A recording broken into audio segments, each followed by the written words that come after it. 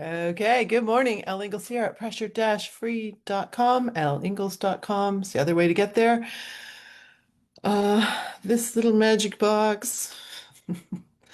Um, Gosh, when was it? 2 years ago, I think it was. I was hosting one of my group calls. So I do group calls for my clients, and anyone who's in any of my programs can hop on those group calls. One of the people was talking about how not only does the phone distract us in general, um, but one thing that they noticed that we all agreed that we wanted to do less of was what we called app tapping. So you get on your phone, I'm going to get on my phone here, and okay, maybe I'm getting on my phone to look at my emails. So I look at my emails and then I'm like, oh, what's happening on Instagram, Facebook, LinkedIn? What's my bank balance? Oh, look, my friend I'm playing crossplay with posted a word up. Like all of a sudden you're tapping all these different apps on your phone. So the topic today is not just app tapping, but what one thing then leads to a bunch of distraction that's taking up a bunch of time in your day. And you're it's such a habit. So do you have a habit of app tapping? I certainly do. I'm guilty of it, and it's something that I'm actively trying to stop myself from doing. Maybe I need to do like Will Bowen's Complaint-Free World. I need to put on, I used to put on a ring and I put it back and forth every time I made him a complaint. And you try to go 21 days without moving your band. He uses a band. I used a ring to the other side. And then you've gone 21 days and you haven't been complaining. That was a very challenging program. And this is the same kind of thing. Like, do I need a little reminder? Sometimes I have my clients like take a sticky note and put it on their computer, put it on their fridge, put it on their bathroom mirror. Maybe they write pressure free all day or some of their favorite pressure free tools just to remind them to stay pressure free, to not overreact, to prevent the release of those hormones. For me, I used a ring because I see it when I'm typing, see it when I'm driving. And every time I saw it, I would touch it. I'd be like, okay, pressure free all day.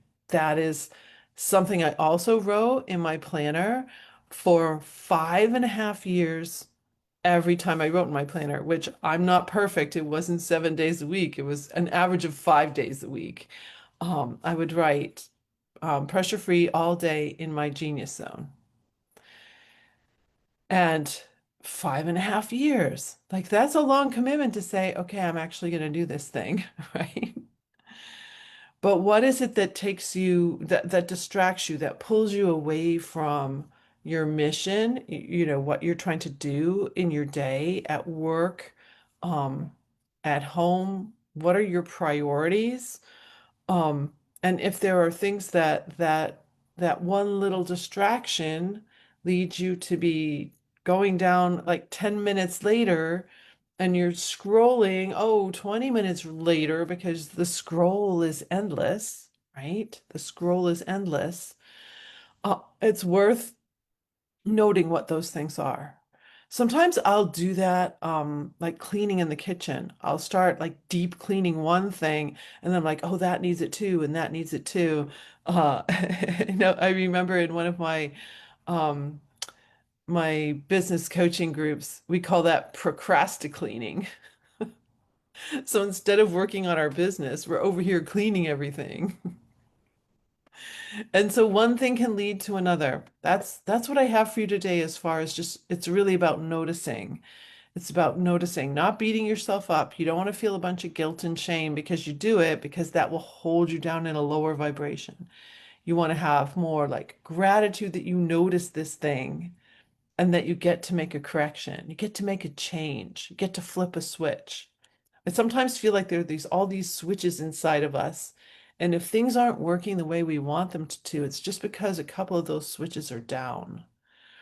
So one of the reasons I think that I'm going to share this too, because I think it's really profound.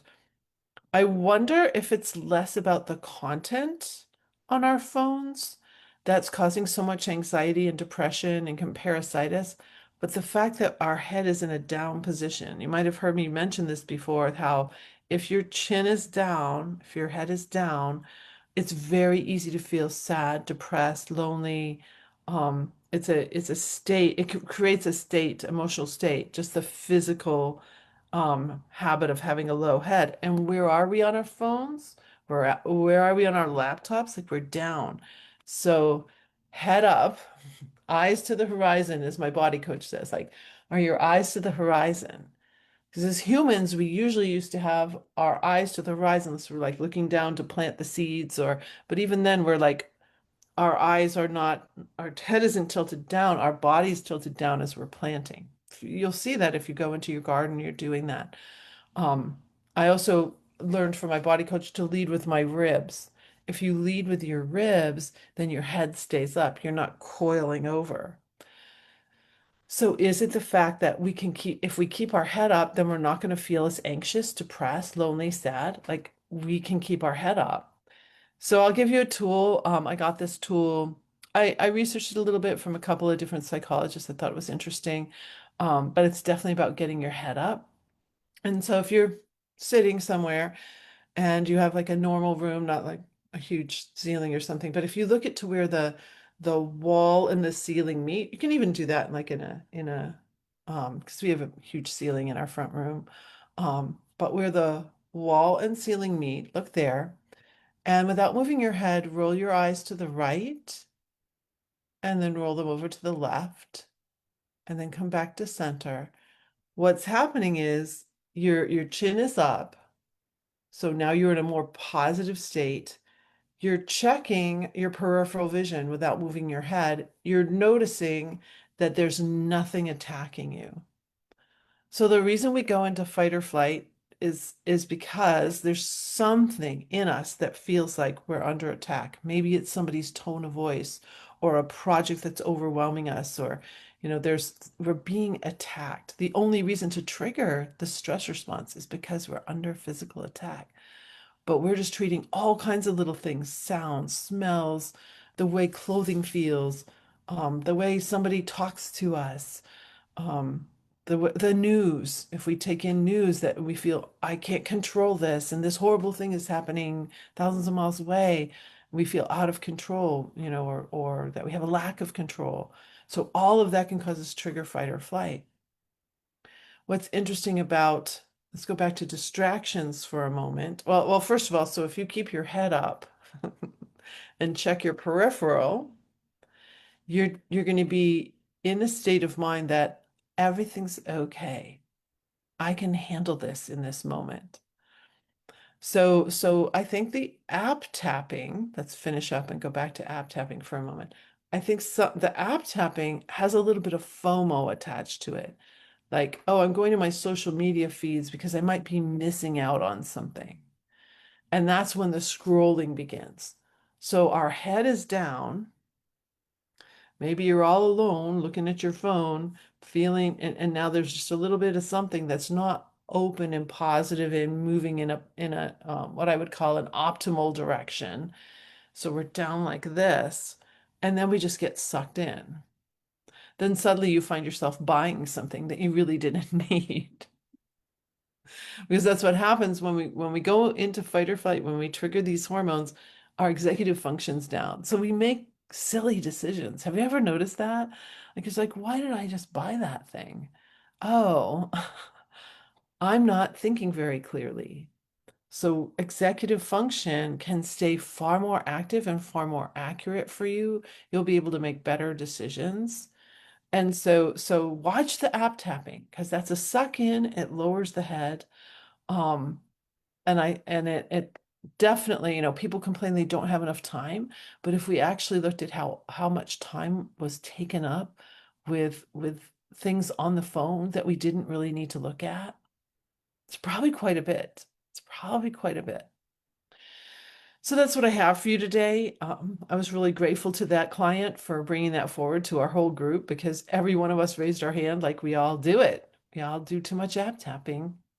And that's what I love about group. Not everybody comes into group. The coaching that I do, by the way, is just really private.